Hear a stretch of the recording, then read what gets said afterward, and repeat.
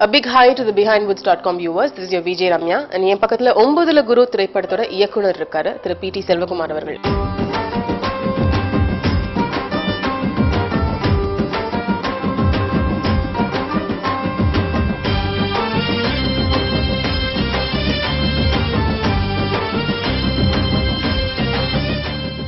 எப்படி இருக்கீங்க சார்? நல்லா இருக்கேன் மேடம்.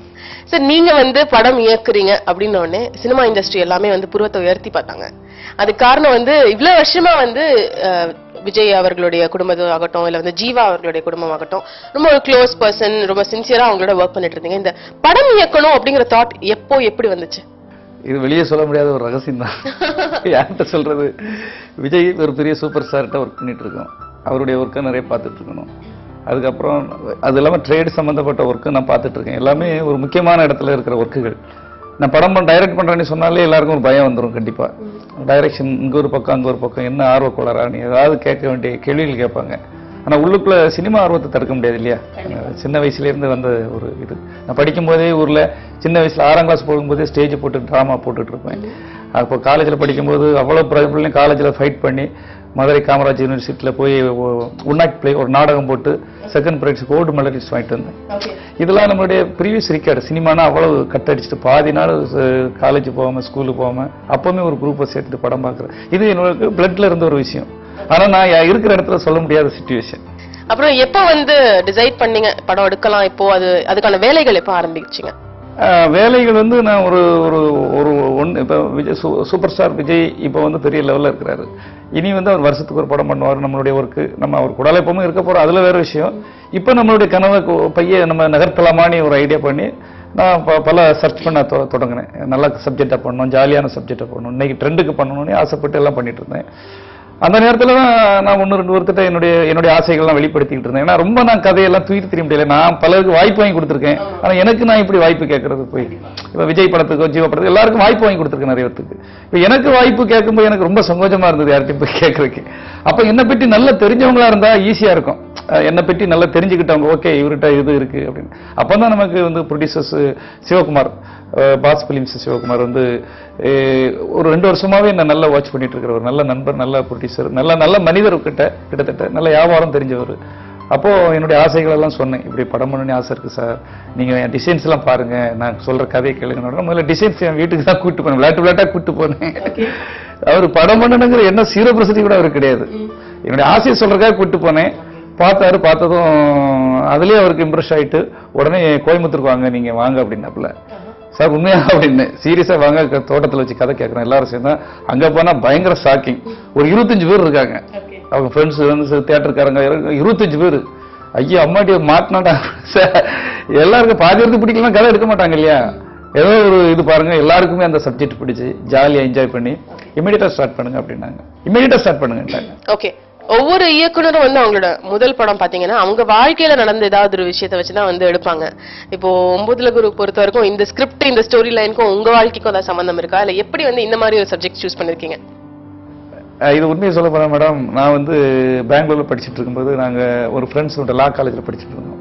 அப்போ ஒரு 5 பேர் ஃப்ரெண்ட்ஸ். அதில் வந்து ஒரு ராஜபாளையத்தில் ஒரு பையன், என் கூட படித்த பையனுக்கு கல்யாணத்துக்காக நாங்கள் வந்து மதுரை போயிட்டு இருந்தோம். மதுரையில் எல்லாரும் நைட்டு தங்கிட்டு இருந்தோம். நான் வேற ஒரு இடத்துல தங்கியிருந்தேன், போய் சொல்லல. அப்போ வந்து என்னன்னா நைட்டு ஃபுல்லாக நல்ல ட்ரிங்க்ஸு சாப்பிட்டுட்டு நைட்டு ஃபுல்லாக ஜாலியாக அவங்க கண்ணுமுக்கு தெரியாமல் மாப்பிள்ளையோட சேர்ந்து ட்ரிங்க்ஸு சாப்பிட்டுட்டு காலையில் 11 மணிக்கு தான் எழுப்பியிருக்கேன். காலையில் கல்யாணம். ராஜபாளையத்துக்கும் அதுக்கும் கிட்டத்தட்ட 1.5 ஹவருக்குள்ள போயிடலாம். ஆனால் போயிடலாங்கிற நம்பிக்கையில் உண்மையிலேயே எல்லாரும் நைட்டு ஃபுல்லாக ஜாலியாக தண்ணி அடிச்சுட்டு காலையில் தூங்கிட்டாங்க. அங்கே கல்யாண வீட்டில் பெரும் பரபரப்பு. மாப்பிள்ளை காணல. அப்போ அந்த செல் வசதிகள் கூட பெருசாக வரல. தகவல்களும் பரிமாற முடியாத ஒரு சிச்சுவேஷன்ல அங்க மாப்பிள்ளையை மாத்திட்டாங்க. கல்யாணமே அந்த பையன் அதுக்கப்புறம் அடிச்சு போயிட்டு போறான். ஒரு 11:30 12 o'clock போய் சேர்றாங்க. அதுக்குள்ள மாப்பிள்ளை மாதிரி கல்யாணத்துக்கு வரல அந்த குறிப்பிட்ட டயத்துலன்னு சொல்லி மாப்பிள்ளையை மாத்திட்டாங்க. அது இன்னும் என் நினைவுல இருக்கு. அவன் அந்த நினைவு எனக்கு இன்னும் ஏன்னா ஒரு சின்ன அஜாக்கிரதையில எவ்வளவு ஒரு பெரிய விஷயம் இதுவாயிடுச்சுங்கிற என் லைஃப்ல பார்த்தேன். சரி கதை இது இல்ல, இந்த மாதிரி ஒரு சின்ன இன்சிடென்ட், யூத் மேட்டர்கள், இந்த மாதிரி உள்ள விஷயங்கள், ஒரு சின்ன கேர்லெஸ் ஆகினா என்ன ஆகும், ஒரு அதில் உள்ள ஜாலிகள், அந்த யூத் பசங்களுடைய அவங்க நினைக்கிறது ஒன்று, மற்றவங்க நினைக்கிறது ஒன்று, இதெல்லாம் டேலி ஆகாம போனால் என்ன ஆகும், இப்படி நான் பார்த்ததை தான் ஜாலியாக இன்னைக்கு இருக்க கரண்ட்ல இருக்கிற ஆடியன்ஸுக்கு எப்படி அதை ரசிப்பாங்கிற முழுக்க முழுக்க டக்கு டக்கு டக்கு டக்கு டக்குன்னு ஸ்கிரீன் பிளேன அப்படி ஒரு பாஸ்டா போயிட்டு இருக்க மாதிரி. ஓகே, இந்த படத்துல வந்து இப்போ ஒரு ஹீரோ 2 ஹீரோ அப்படிலாம் சொல்லவே முடியாது. ஏன்னா அவ்வளோ கேரக்டர்ஸ் வந்து நீங்க ஃபார்ம் பண்ணிருக்கீங்க.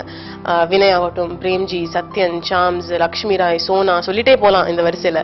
இப்படி இவங்க எல்லாரையும் சூஸ் பண்ணி ஒவ்வொரு கேரக்டரையும் வந்து எப்படி இவங்க தான் கரெக்டா இருப்பாங்க, அந்த விஷயம் எப்படி நீங்க பண்ண ஆரம்பிச்சீங்க? பேசிக்கா மேடம் வந்து ஒன்லி நான் வந்து ஒரு ஒரு ஒரு அசிஸ்டன்ட் டைரக்டரா வந்து ஒரு குறிப்பிட்ட ஒரு லெவலுக்குள்ள நின்றுப்போம்னா நான் இவ்வளவு திங்கி நான் வந்து வியாபாரி நிறைய டிஸ்ட்ரிபியூட்டர்ஸ் தியேட்டருக்காரங்க கூட எனக்கு பெரிய லிங்க் இருக்குது. நான் எல்லாரும் கூட பழகிட்டு இருக்கேன். ஒரு படம்னா எப்போ தியேட்டருக்கு உள்ள மேல வரணும். நானும் புது டைரக்டர், நம்ம கூட இருக்கவங்களும் புதுசு அதுன்னு வச்சு நம்ம ஏதாவது ரிஸ்க் எடுத்தோம்னீங்களா ரொம்ப அதுல நம்ம நிறைய ரிஸ்க்குன்னு எனக்கு தெரியும். அப்போ நம்ம அட்லீஸ்ட் ஒரு இன்னைக்கு இருக்க அட்ராக்ஷனுக்கு இப்போ ஒரு சத்தியனை எடுத்துக்கிட்டோம், நான் ஒரு துப்பாக்கி நண்பன் படம் மூலமா அவன் ஒரு வெளிப்பட்டு இருக்கான். ஒரு வினய் எடுத்துக்கிட்டா மிரட்டல் ஜெய்முகண்டன் அது மூலமா அவர் வெற்றி பெற்றிருக்கான். ஒரு பிரேம்ஜி சார் எடுத்துக்கிட்டா ஒரு மங்காத்தா, ஒரு சென்னை 28 இப்படி எல்லாருடைய ஒரு ஹிட்டு கொடுத்தவங்களை நம்ம கூட சேர்த்துக்கிட்டோம்னா முடிஞ்ச அளவுக்கு நான் ரஜினியோ இந்த விஜய் சாரையோ இல்ல ஒரு பெரிய ஆர்டிஸ்டா கேட்க முடியாது என்னால. இப்ப நெக்ஸ்ட் பிக்சர் நீங்க சொல்லவே நான் கேட்டுருவேன். நான் ப்ரூவ் பண்ணிட்டேனீங்களா டெஃபினட்டா ஜீவாட்ட கேட்பேன், ஆரியாட்ட கேட்பேன், சார் என் படம் பரவாயில்ல ஓடிருக்கு இப்ப கால் ஷீட் கொடுங்க சார். இப்ப ஃபர்ஸ்ட் படமே கேட்டாருன்னா தம்பிக்கு ஆர்வ கொளரா அப்படின்னு ஏதாவது நினைக்க வாய்ப்புகள் இருக்கும். அதனால நான் வந்து என்ன ப்ரூவ் பண்ற இடத்துல இருக்கிறேன்.